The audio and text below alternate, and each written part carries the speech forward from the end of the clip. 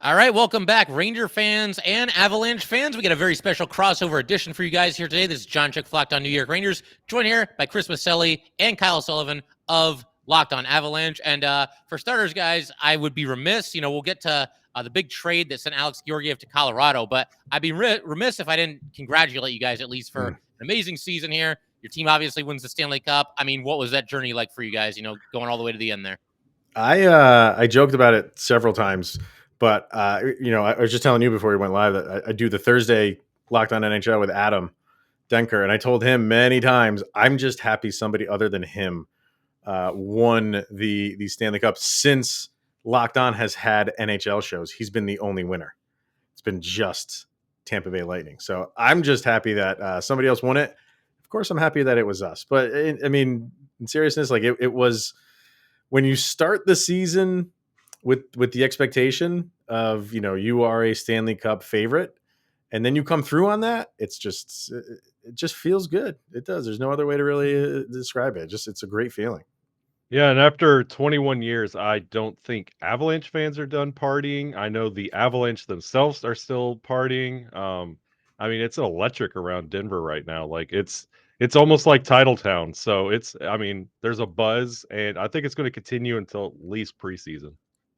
Yeah, I mean, and why not? It's the most difficult championship to win in all of sports. I mean, it's been said before, but it bears repeating. It's not an easy thing to do. And, the Avalanche more or less just kind of, they kind of did dominate their way through the playoffs. A couple of sweeps and taking out the Lightning in 6 games. But, I figure we can shift our attention to the trade that sends Alex Georgiev to Colorado. And for anybody who needs a refresher, it was Georgiev to Colorado, 2/3 and a fifth to the Rangers in terms of draft picks. So, I mean, guys, lay it on me, man. What was your reaction to finding out that the Avalanche were going to do this? And it also kind of paved the way for Darcy Kuemper not being back as well. This is friendships are close to getting divided on this one. And I'm talking about your hosts of Locked On Avalanche. Yeah. Kyle's all for, let him speak for himself, but he's more welcoming of this than I am. Not to say that I'm not. But I'm cautiously optimistic, maybe more skeptical than anything, where I feel like Kyle's like, I'm going to give him all the opportunity to be a great goalie, where it's like, from what I've seen, I'm not there yet. I need to see more from him. And it's just, I mean, he's a backup goalie, so I don't have a ton to go on. You have some to go on, but no matter what stats you're going to throw out to me, no matter what you're going to say, John, about him, like the fact remains that he's never been in the position he's about to be in. So we don't know. We can throw out all the stats. We can do what we want to do and say this and say, we can talk about potential. And I love talking about potential. But the bottom line is he's never been put in this position on a team that is expected to do what they did last year. This is not just going to, no disrespect to Seattle or a team like Arizona, anything like that, where he can maybe mold into this starter position. He's going to a Stanley Cup defending team. So you better be on your A game right off the bat. And I'll give him time. It's not just like, after the first month, if he's not playing well, I'm going to give up on him. I'm not going to do that. But I just need to see it. I'm not just going to throw all my money in the ring and say like, yeah, he's our guy. Sakic knows what he's doing, because he does know what he's doing. I just need more substance there, and I don't have it yet. And it's been a roller coaster ride for me, because I've been a huge fan of the Avalanche backup goalie, Pavel Francouz, this whole time. And when this trade happened, it was, here we go, it's Frankie time. But then Joe Sakic comes out at the draft and says, no, Georgiev's going to be our starter, and we're going to go from there. So it's kind of been peaks and valleys, but then you see what Darcy Kuemper signed for and what that would be for the stable of goalies that the Avalanche would be carrying. It's a little bit pricey for Joe Sakic and now Chris McFarland, the new GM for the Avalanche. I could see the logic. If it stands that Georgiev is the starter at the end of the year, that's still up for debate, because Francouz, he's been the backup for a while in Colorado, and it was almost his job when Grubauer was here and almost his job when Kuemper was here. So I would like to see him finally get that spot, and now we'll have the narrative going on all season. Which of the two backup goalies wants to be a starter the most? Yeah. I mean, you got to tell us, man. Like you know him better than anybody. So what are we getting? Yeah, so I think first of all, both of you guys make great points. I like how Kyle is optimistic and Chris, you have some reservations. I think both Mhm. things are definitely warranted when it comes to Alex Georgiev. Here's the thing: the biggest thing that you guys and all Avalanche fans have to know about Alex Georgiev, and that is he is two very different goalies when he's getting regular work and when he's playing, once every couple of weeks. It's night and day. He struggles as the backup. It's hard for him to get into a rhythm, and he went through a stretch this past season where he was so bad. It felt like, the Rangers had no chance to win when he was out there. I think he lost like 5 games in a row, but then he followed that up by winning 5 games in a row. And granted, he was playing sparingly in both of those instances. But earlier this season, Igor Shesterkin, minor injury, was out of the lineup for a little while. Alex Georgiev went in there and played very, very well, gave the Rangers a chance in every single game. And then that stretch I talked about later in the season, one of his best performances that I've ever seen him have, I believe it was a 44 save shutout against the Carolina Hurricanes. So he was fantastic there. But the long and short of it is I don't think this guy is really cut out to be a backup goalie. And so if you kind of get into a situation there where, between him and Francouz, it's kind of a hot hand approach. And if he starts surrendering playing time to him, it might not go well for him. I think the Avalanche, it would really behoove them. I mean, obviously, Francouz is going to play at least a little bit. But I think for the Avalanche, it would really behoove them to give him a lot of slack early in the season.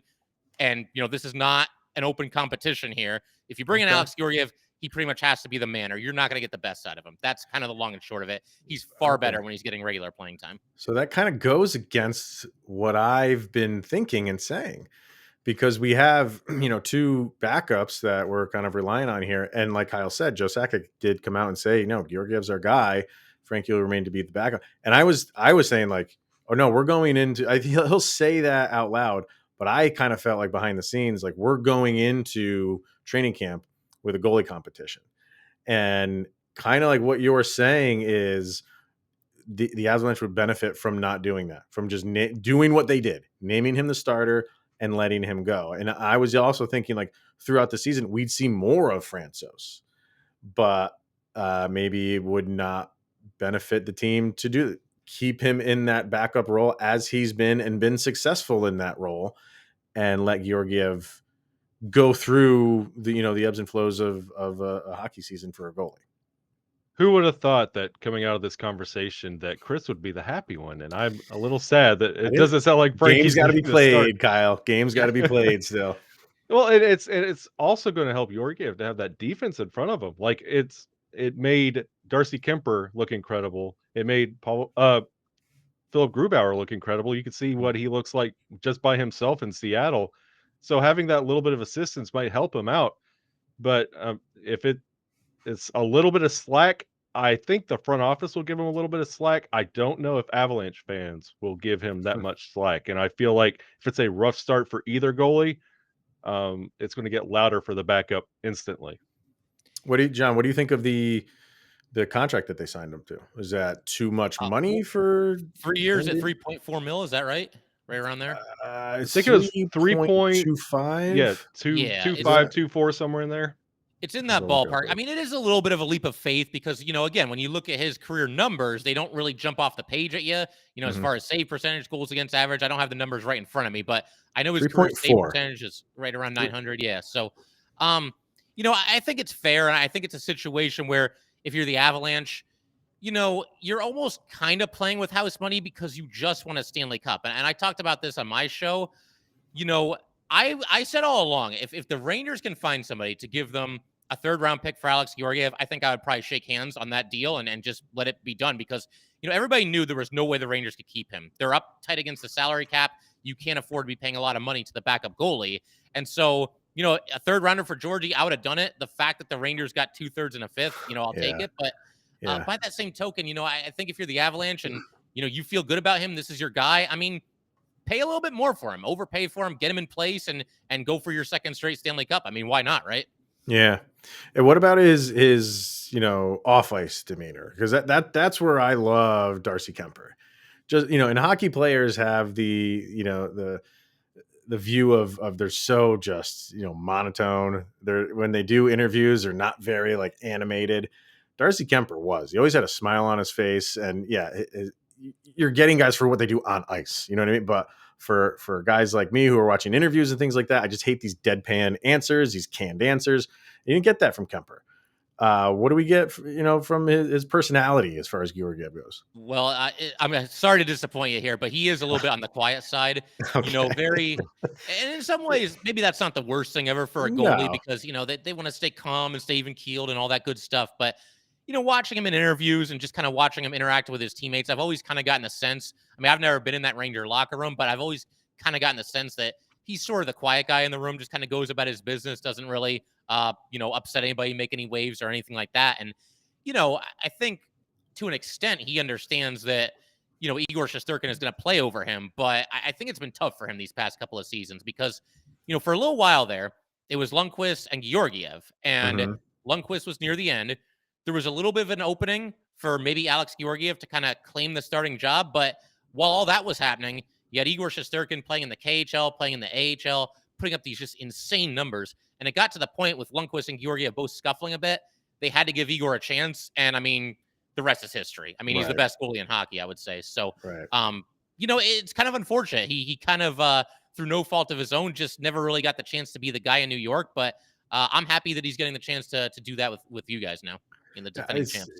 Real quick, Kyle, before I want to cut you off, but it's interesting that you say like he's a quiet guy because didn't he kind of mix it up with Tony DeAngelo? Isn't that a story?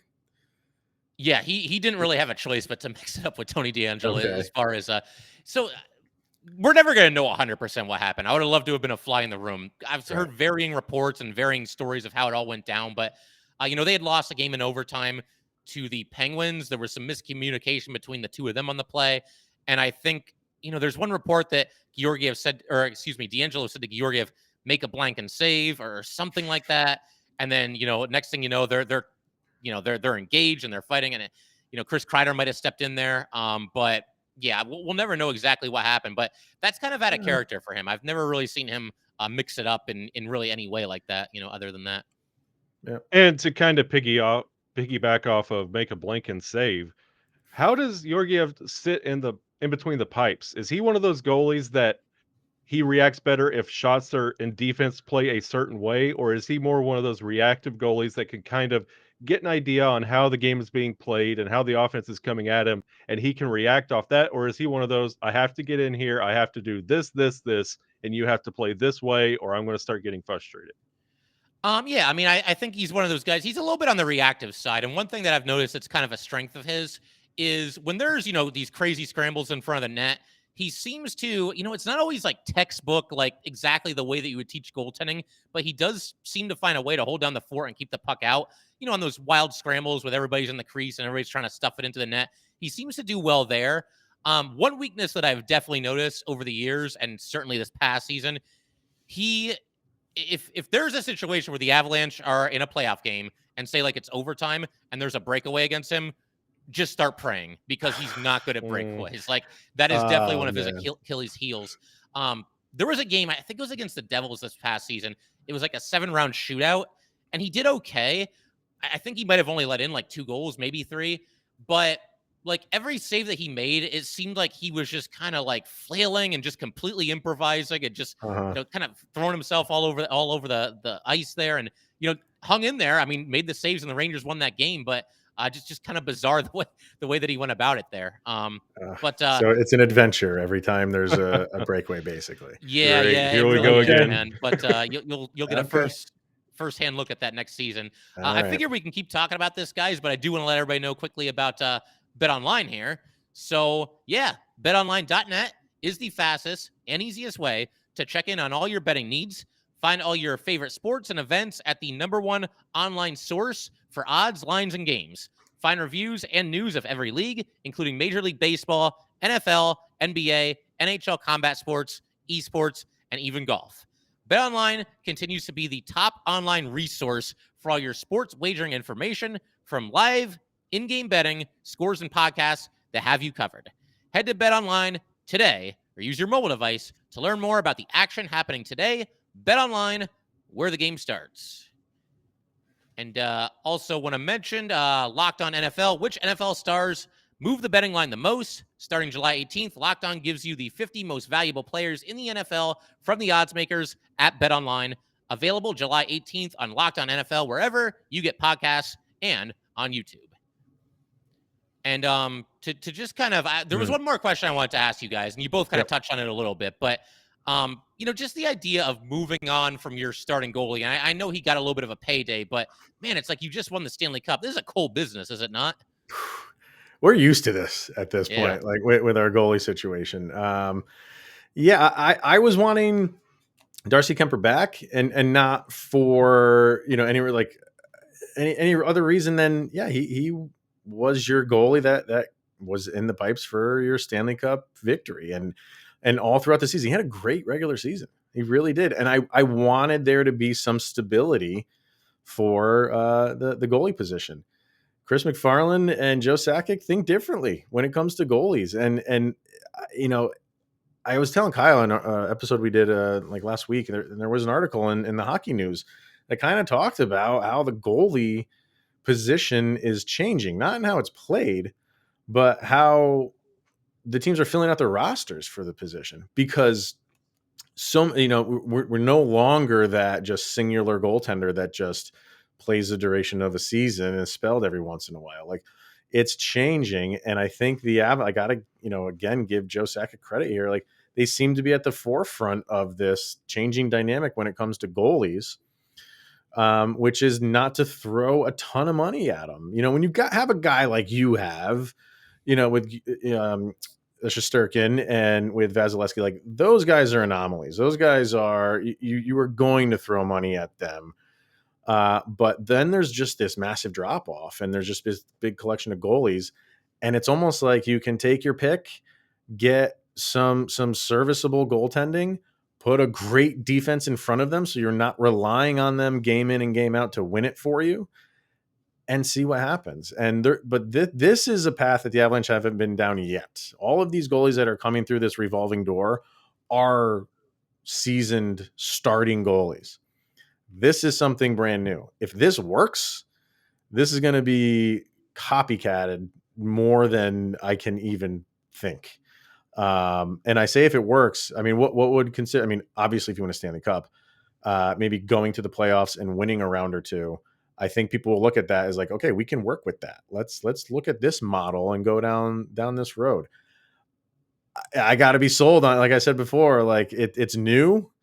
I don't have a lot of experience with it. The Avalanche don't have a lot of experience with it, but that's what we're going with. So it's a little scary. It's a little nerve-wracking, especially being a Stanley Cup defending team. But some of the things that you have said and some of the things that other people are saying about Georgiev give me some hope. But like I said, like you just have to go in there and play games and win games, and then I'll be a true believer.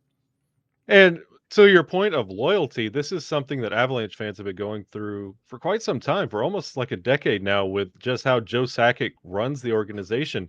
Like, if you would have told Avalanche fans 10 years ago, we're going to be winning a cup without Paul Stastny and everything that family meant to the Quebec organization of the Colorado Avalanche, we won this without Matt Duchene, and then fast forward, Brandon Saad, Jonas Donskoy, Philip Grubauer, like names that are not on this team that hoisted the cup.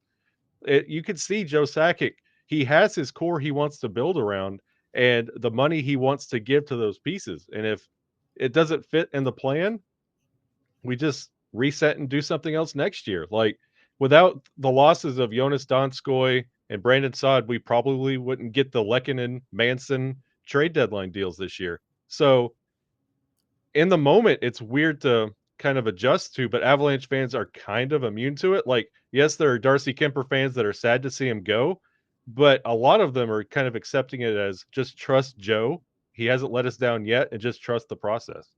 Mm-hmm.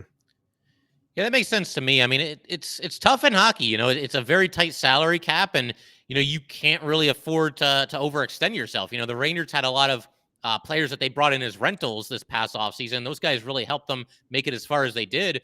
But as it turns out, yeah, these guys were just rentals, whether it's Kopp or, I mean, Tyler Mott is still unsigned. It's possible he could return to the Rangers, although I would say the odds are probably against it. But yeah, you bring in an Andrew Kopp, a Frank Vetrano, a Justin Braun. All these guys help to varying degrees, but they're all playing elsewhere this season. And as much as certain Ranger fans would have liked to have seen guys like Kopp and Vetrano back, you got to make the tough decisions, and you can't Right. keep everybody. That's the bottom No. line. Yeah. What I wanted to bring up an old trade that Oh God. happened. I don't want to say old, a few years ago, Yeah. between our two teams, and it was kind of like a midnight deal, and that was for Ryan Graves. And he's no longer with the Avalanche, but he made an impact, especially that first year he came over. Was there any?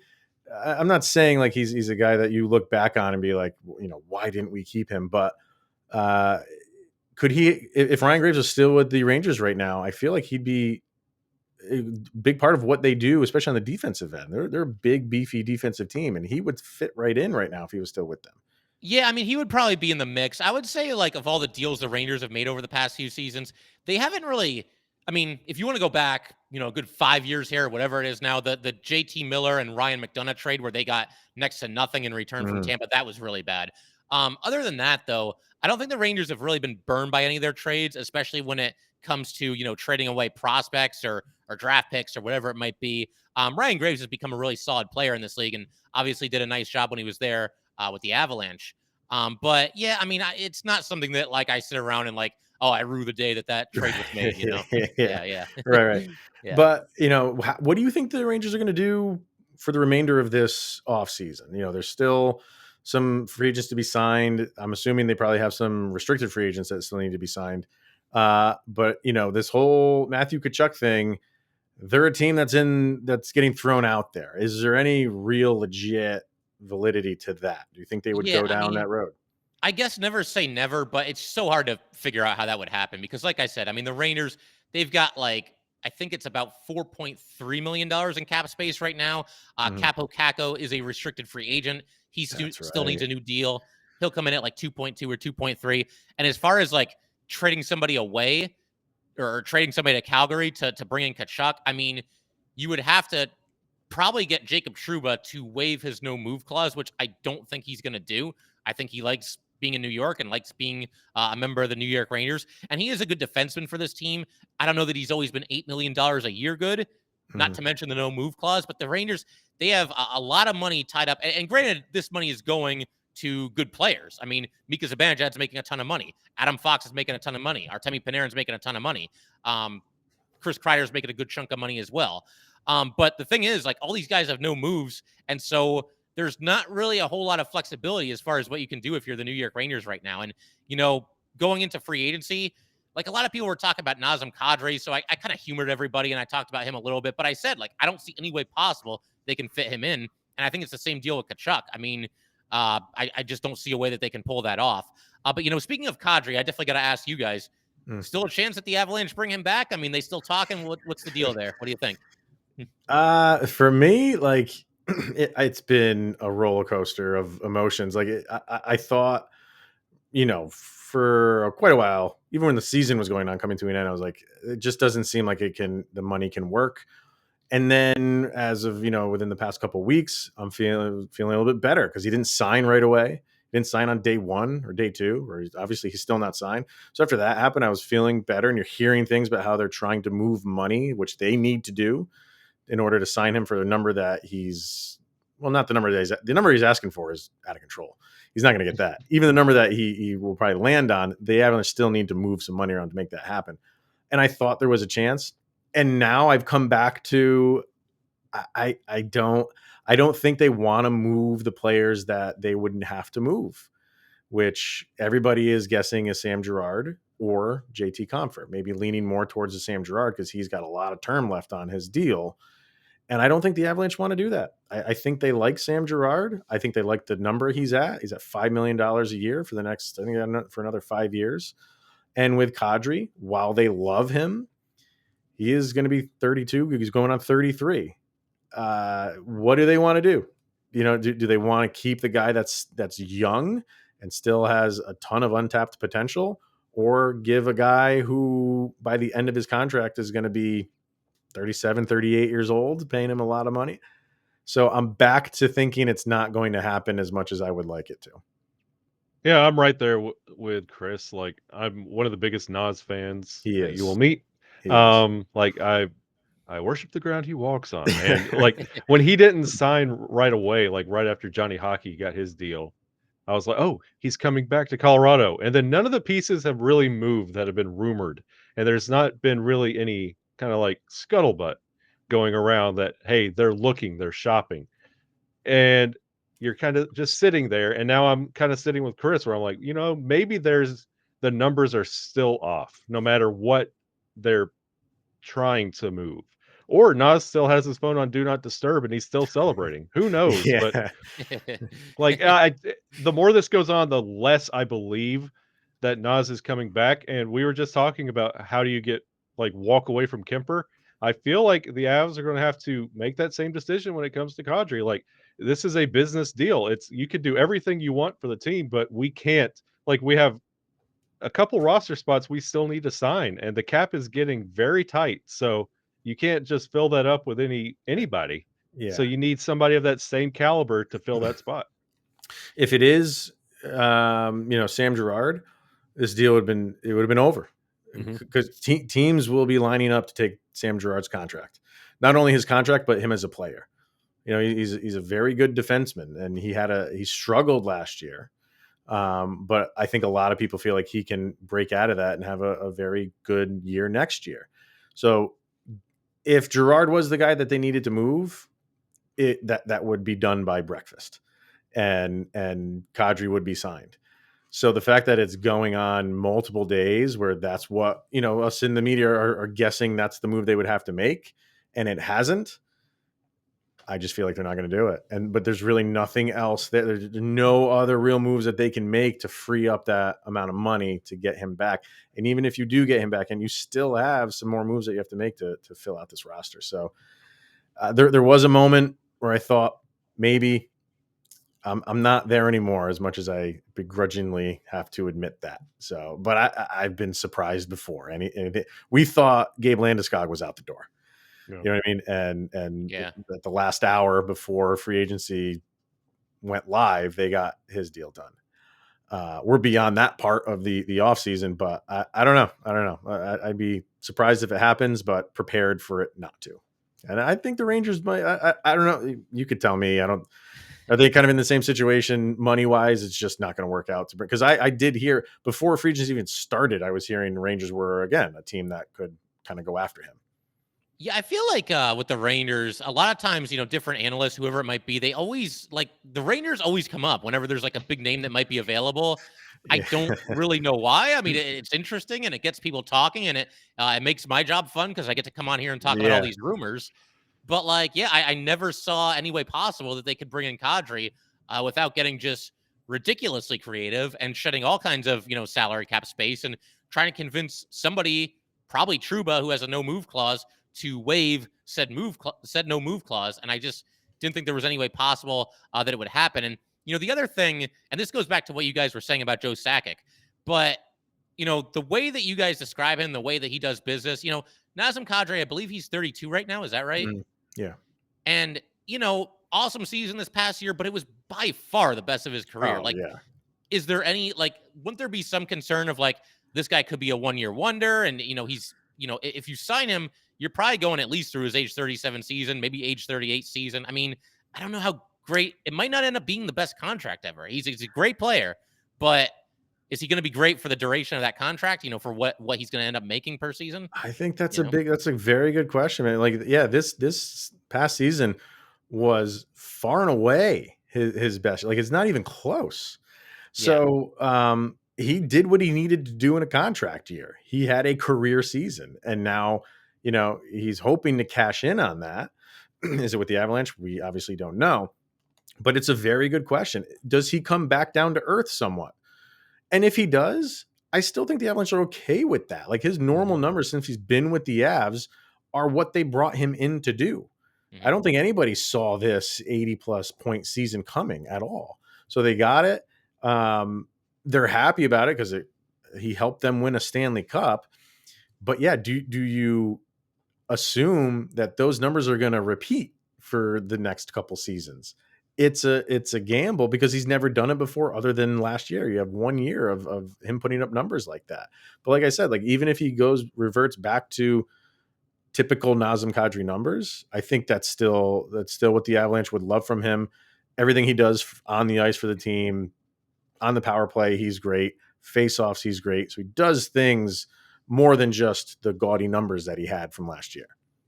And I think that has a lot to do with the holding pattern under Naz's contract, Darcy Kuemper walking out the door, and us hesitating, like giving no time to signing Valeri Nichushkin, and what this front office sees of potential and talent, and what you're signing on for and what you're buying into. It's not Contracts are not handed out by rewards. Thanks for getting us the cup. It's what you can do for us going forward. Because this is not the end goal, one cup. Yeah. This team is built for years to come. They want a dynasty, not just one. They want a dynasty. And if you're a piece that we're not going to be able to shoulder down the line, Joe Sakic has no problem walking away. Yeah. I got a Okay. I got a contract question for you, John, because Yes, sir. after this upcoming season, the greatest contract in hockey goes away, which is Nathan MacKinnon's $6.4 million a season or AAV contract. That's gone, and he will likely get a very sizable increase. I think who replaces that as the best contract in hockey is Igor Shesterkin, coming in at $5.6 million for arguably the best goalie in the league. And he's got, let me bring up Cat Friendly quick. He's got 3 more seasons left on that. Fast forward 4 seasons. What do they have to pay this guy when his next contract is up? Oh man, I don't even want to think about that. I'm already stressed about that because, I mean, we were talking about this earlier. When you get a goalie, of the ilk of an Andrei Vasilevsky or an Igor Shesterkin, one of the truly, truly elite guys, I do think you have to hang on to them. As far as what he's going to cost, I mean, God only knows, man. And it's tough because he wins the Vezina this year, and obviously I'm thrilled for him, and I think he was the rightful winner. But like, it's just like another notch on his belt. Now he's got a Vezina. You got to pay him even more money. And I think it could be a situation where the best thing that the Rangers can do when he's going into the last year of his current contract, they should probably sit down right then and there and try to hammer out an extension. Don't let it come to the end of the season where he's a UFA and now he can talk to any team in the NHL and drive his price up even higher. I think the smart thing to do is to get ahead of it. And as far as getting ahead of it, they've actually already kind of done that because, they took some heat when they gave him this big extension. No goalie, I think, in NHL history had ever gotten this much per season playing as few games as Igor Shesterkin had. But I loved it when they did it. I said they got ahead of this. This guy, everywhere he's played, has put up video game-like numbers. He looks like he's the real deal. Yes, there is some risk involved in this, but I think it's a calculated, very smart risk. And now, I mean, show me a bigger steal in hockey than Igor at 5.66 or something like that, 5.67 million, whatever it is. There's like 12 goalies that are making more than he is. So yeah, man, I love the contract, and man, that I'm already stressed thinking about how much it's going to take to hang on to him. Yeah, enjoy it while it lasts, because I'm telling you, we enjoyed every minute of this MacKinnon contract, and oh yeah. And and some people would even say another bargain deal that the Avalanche has, Cale Makar at $9 million a season. Some people are thinking that's a pretty good bargain.